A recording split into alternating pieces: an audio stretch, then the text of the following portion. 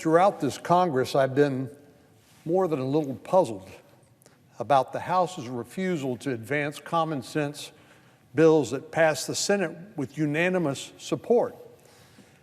I know my Senate colleagues have shared their concerns as we've watched bipartisan bills sit in House purgatory with no explanation as to what the reasons for the holdup are.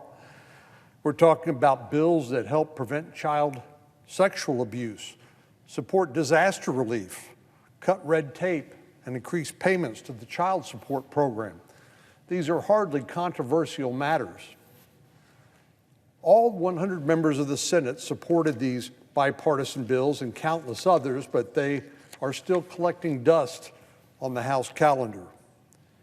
With the end of the 117th Congress less than a month away, it looks like the logjam may finally begin to break. Last week, the House finally passed the Justice and Mental Health Collaboration Reauthorization Act that I authored with Senator Klobuchar. This bill will continue critical grants for mental health courts, crisis intervention teams, and other programs to promote public safety, improve mental health outcomes, and reduce recidivism. The bill passed the Senate unanimously in June, and while I'm disappointed it took so long for the House to act, I'm glad it finally did, with overwhelming bipartisan support.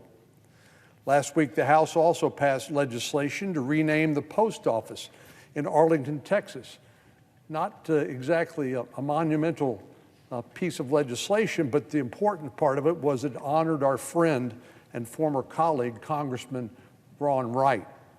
This legislation passed the Senate with unanimous support back in May, and over the last 6 months, it's gotten caught up in partisan jockeying in the House.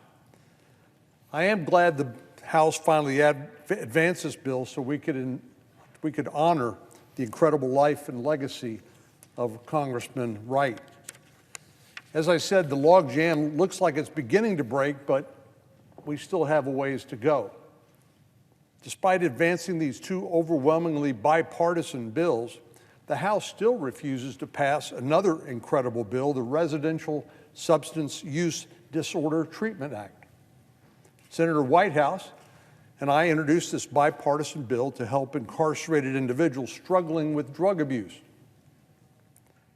There's a well-established link between drug abuse and crime, and in order for individuals who have been incarcerated have the best shot at leading healthy and productive lives, they need to break the cycle of addiction. The Residential Substance Abuse Treatment Program, or RSAT as it's sometimes called, provides incarcerated individuals with access to treatment for substance use disorders. The treatment is coupled with programs to prepare these men and women for reentry and to provide community-based treatment once they are released. Our bill updates the program and expands access to treatment in jails and prisons around the country so that we can reduce recidivism and build safer, healthier communities. More than 24 organizations have endorsed this bill, including law enforcement, criminal justice, and behavioral health groups. As I indicated, it passed the Senate with unanimous support last year, but for some unknown reason, the House has refused to take it up so far. I can only hope that this will change in the waning days of the 117th Congress. As bad as it is to block any of these common sense bipartisan bills, one of the most confounding is the bill to improve the way police respond to individuals experiencing a mental health crisis. This has been a major issue, something we have led on here in the Congress, and why the House refuses to act now is beyond me. But the American people have witnessed one disturbing incident after another in which a seemingly benign encounter with police turned deadly.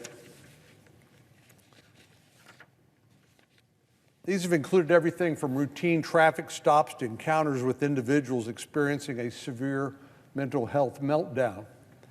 We all agree that deadly force should be a last resort. Unfortunately, police officers don't always have the training and the resources they need to defuse potentially dangerous situations. That's why this training and these grants are so important to de-escalate the confrontation. As we all know, our communities ask a lot of our law enforcement officers. In addition to fighting crime, they're often the first to respond to domestic disputes, drug overdoses, and yes, mental health crises. They're expected to function as peace officers, social workers, mental health professionals, and a crisis response expert of all stripes. We've tried to lessen the burden on police through bills like the Justice and Mental Health Collaboration Reauthorization, but those bills alone are not enough. Law enforcement has asked Congress for more support to improve de-escalation training, and we need to deliver. That's exactly why I worked with Senator Whitehouse, the Democratic senator from Rhode Island, to update and reintroduce the Law Enforcement De-Escalation Training Act.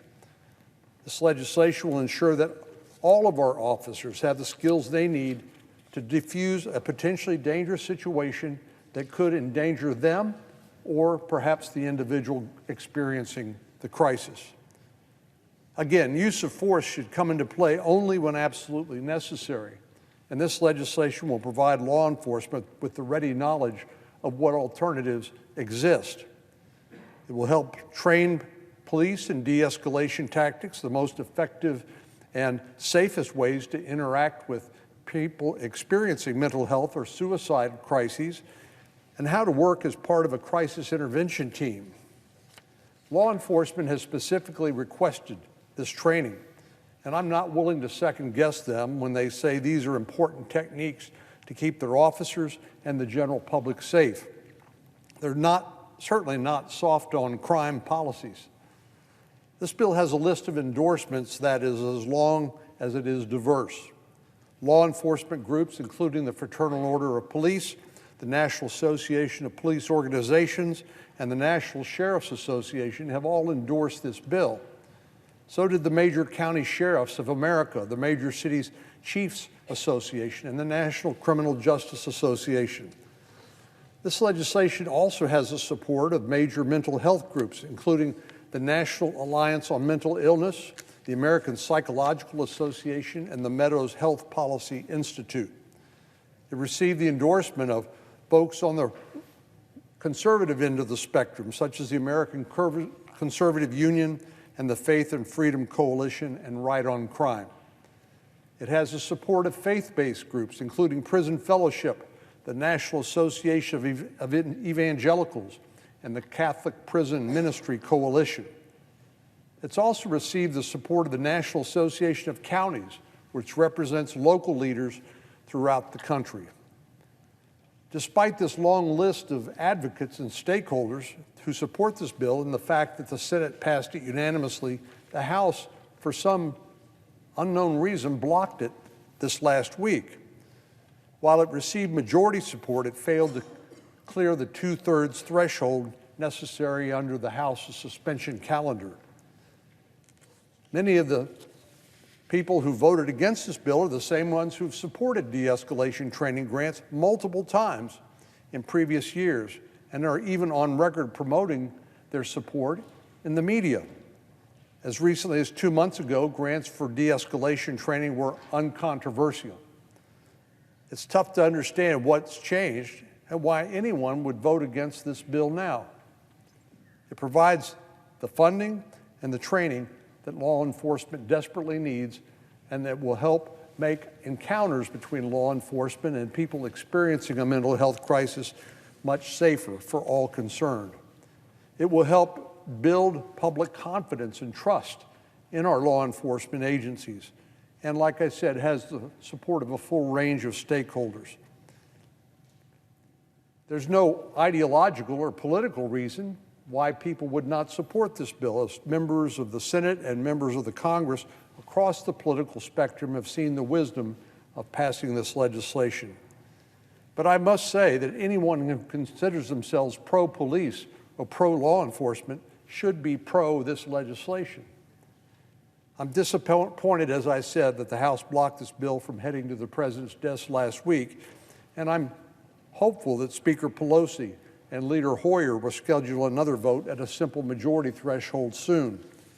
I look forward to that second vote because, as we know, House Republicans have been very clear about their support for Americans' police officers. Earlier this year, they rolled out their Commitment to America framework, which included a commitment to build a nation that's safe. Part of that commitment is, and I quote, to oppose all efforts to defund the police, close quote. I stand by that commitment 100%, and no one who supports the commitment to America should waver in their support of law enforcement, including this particular piece of legislation. In order for every American to not only be safe, but to feel safe, we need to enact long overdue reforms to ensure police are more responsibly serving our communities. And that is that they have the training and tools they need in order to do their dangerous and difficult job. The Law Enforcement De-Escalation Training Act will go a long way to give those officers the funding and training that they've requested and that they need in order to do their jobs better. Just as House Republicans have promised, we must give America's brave law enforcement officers the resources they need in order to protect and serve our communities. Madam President, I yield the floor, and I note the absence of a quorum. The clerk will call the roll. Ms. Baldwin.